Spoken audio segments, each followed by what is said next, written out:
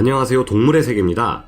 아프리카 보츠나와 모레미 지역의 몬바 캠프에서 있어서는 안 될 기괴한 현상이 사자들에게서 발견되고 있습니다. 일부의 특정 숫사자들이 무리를 지어 동족인 암사자들을 사냥해 잡아먹는 끔찍한 동족 상잔의 비극이 벌어지고 있는 것인데요. 그런데 알고 보니 이런 일이 일어났던 것은 처음이 아니었습니다. 2013년 6월 8일 숫사자 4마리가 암사자 1마리를 사냥해 잡아먹는 일이 벌어졌고 2007년에도 숫사자들이 단체로 암사자를 죽여버리는 이해할 수 없는 상황이 일어났는데요. 숫사자들끼리 무리를 지어 같은 숫사자를 포식하는 장면도 볼 수 있습니다. 숫사자는 체급과 힘에서 이미 암사자를 충분히 능가하기 때문에 단체로 암사자를 공격할 필요도 없습니다. 주변에 다른 먹잇감으로 잡아먹을 수 있을 만한 동물들이 없는 것도 아니었죠.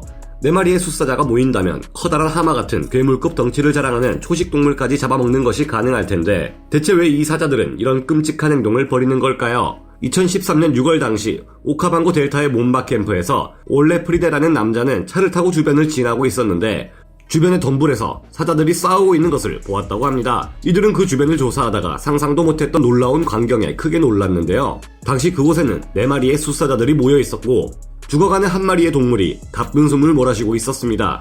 이 사자들은 쓰러진 동물을 물어뜯으며 공격하고 있었는데 놀랍게도 쓰러져 있던 동물은 1마리의 암사자였습니다.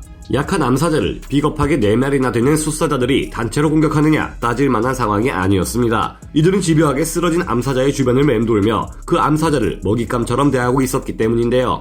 암사자는 소극적인 저항을 해보지만 그저 이리저리 끌려다니며 고통스러운 죽음을 기다리고 있을 뿐이었습니다. 해당 영상에서는 이들의 마지막 모습까지 담겨있지는 않았지만 전해지는 바에 의하면 결국 이 4마리의 숫사자들이 그 암사자의 숨통을 끊었고 암사자의 고기를 먹으며 배를 채웠다고 합니다. 사자들은 그 암사자의 고기를 깨끗이 먹어치웠고 결국 사건 현장에는 암사자의 뼈만 남아있었다고 하는데요. 그런데 이런 무서운 상황이 암사자에게만 닥치는 것은 아닙니다. 그리 어렵지 않게 여러 곳에서 숫사자 무리들이 1마리의 숫사자를 둘러싸고 공격해 죽이고 잡아먹기까지 하는 것을 볼 수 있는데요. 심지어 여러 마리의 암사자들에게 포위당한 1마리의 숫사자가 공격당해 생존의 위협을 겪을 때도 있습니다.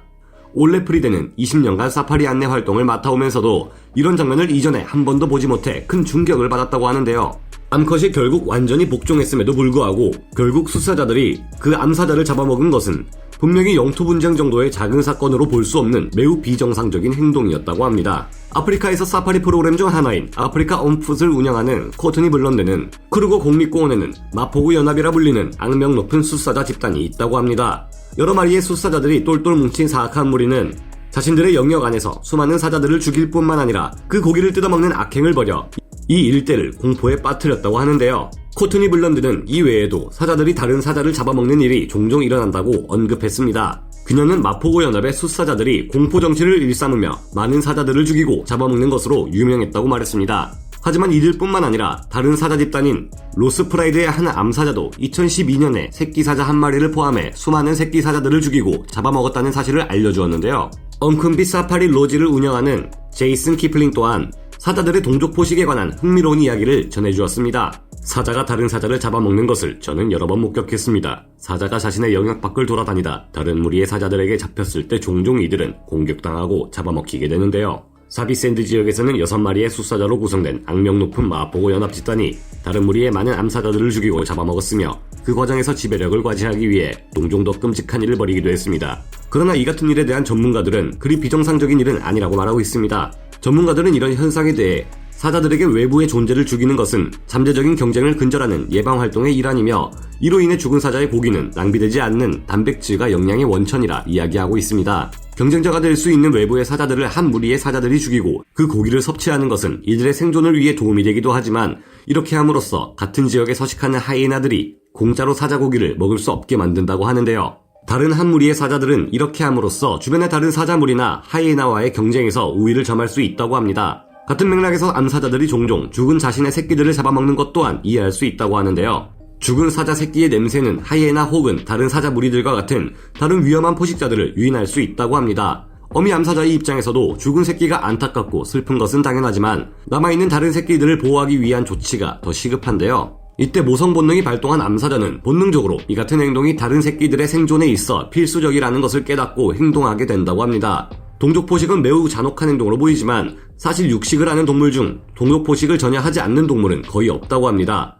생태계에서 육식동물의 동족 포식은 여러가지 상황에서 일어난다고 하는데요. 흔히 사자는 강한 새끼만을 키우기 위해 자신의 새끼를 절벽에서 밀어 떨어뜨린다는 말을 흔하게 하기도 합니다. 물론 이 말은 실제로는 틀린 말이지만 어느 정도 비슷한 면이 있는 것은 사실인데요. 생태계에서 육식동물들의 경우 새끼가 약하게 태어나거나 부상 등으로 약해질 경우 부모가 키우는 것을 포기하고 잡아먹는 일이 일어난다고 합니다. 보기에는 무섭지만 일부 동물들의 경우 약한 새끼를 죽이고 그 새끼의 고기를 살 가망이 있는 다른 새끼에게 먹이는 경우도 있다고 합니다. 태어나기 전부터 새끼들끼리 생존을 위해 서로를 잡아먹는 일도 일어나고는 하는데요. 바로 모래뱀상어의 경우가 그런 케이스입니다. 모래뱀상어는 난태생으로 어미의 몸속에서 알을 뚫고 태어난 새끼들이 어느 정도 자란 후에 출산이 이루어지게 되는데요. 출산이 이루어지기 전 어미의 뱃속에서 모래뱀상어의 새끼들은 더 강한 개체들이 다른 새끼들을 잡아먹는 잔혹한 습성을 보입니다. 이 외에도 부모 개체가 너무 큰 스트레스를 받을 경우 동족 포식이 일어나기도 한다고 하는데요. 특히 새끼가 사람 손에 닿아 새끼에게서 사람의 냄새가 나거나 사람이 접근할 때 부모가 새끼를 잡아먹는 일이 발생할 수 있다고 합니다.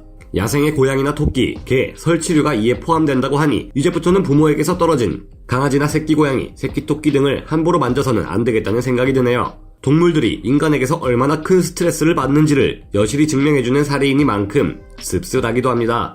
이 외에도 짝짓기를 하고 난 후 새끼 알을 발달시키기 위한 영양분을 섭취하기 위해 암컷이 수컷을 잡아먹는 경우도 있습니다. 사마귀나 거미가 바로 그런 경우인데요. 알을 깨고 태어나는 새끼들이 수명이 다한 어미를 잡아먹는 경우도 있습니다. 문어와 거미 등이 이에 해당합니다. 심지어 이런 경우 어미가 자신의 신체 조직을 분해해 새끼들이 먹기 좋게 만들어주기까지 할 정도라니 부모라는 존재가 얼마나 숭고한 존재인지 새삼 느끼게 됩니다.